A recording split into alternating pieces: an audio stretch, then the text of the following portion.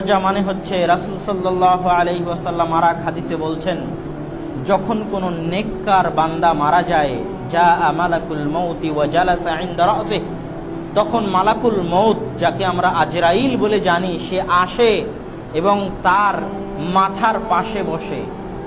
আর আরেক দল ফেরেশতা আসে, তারা তার দৃষ্টির শেষ সীমানায় বসে। তারপর তার রূহ কবজ করা হয়। যদি নেককার বান্দা হয়, মালাকুল মউত বলে, ইয়া আইয়াতুহান নাফসুল মুতমাইন্নাহ ইরজিই ইলা রাব্বিকি রাদিয়াতাম মারদিয়াহ, হে পবিত্র আত্মা, বেরিয়ে আসো তোমার আল্লাহর সন্তুষ্টির দিকে। তখন গ্লাস থেকে পানি ঢাললে যেরকম পানি পড়ে যায়, ওই রকম আরামের মাধ্যমে নেককার বান্দা বের হয়ে আসবে।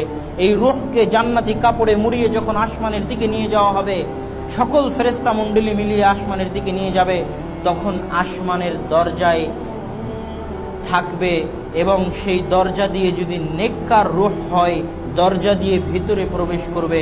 এটা হলো আসমানের দরজা। আর যদি নেককার রূহ না হয়, নেককার বান্দা না হয়, তাহলে ওই রূহকে আসমানে প্রবেশ করতে দেওয়া হবে না। ঠিক তেমনি মেরাজের ঘটনায় রাসূল সাল্লাল্লাহু আলাইহি ওয়াসাল্লামকে নিয়ে যখন জিবরাইল আলাইহিস সালাতু ওয়াস সালাম সপ্তম আকাশে যাচ্ছিলেন, তখন প্রথম আসমানের দরজার দারওয়ান জিবরাইলকে জিজ্ঞেস করতেছে, তুমি কে? আমি জিবরাইল। ওমান মাআক, তোমার সাথে কে?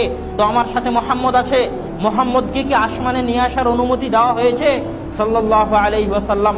জিবরাইল বললেন, হ্যাঁ, অনুমতি দেওয়া হয়েছে। তখন আসমানের দরজা খুলে দেওয়া হলো। এই হলো আসমানের দরজা, যেই দরজার দারোয়ানও আছে, যেই দরজা বন্ধও করা হয়, যেই দরজা খোলাও হয়। রাসূল সাল্লাল্লাহু আলাইহি ওয়াসাল্লাম বলছেন, যখন রমজান মাস আসে, তখন আসমানের সমস্ত দরজা খুলে দেওয়া হয়। সুবহানাল্লাহ।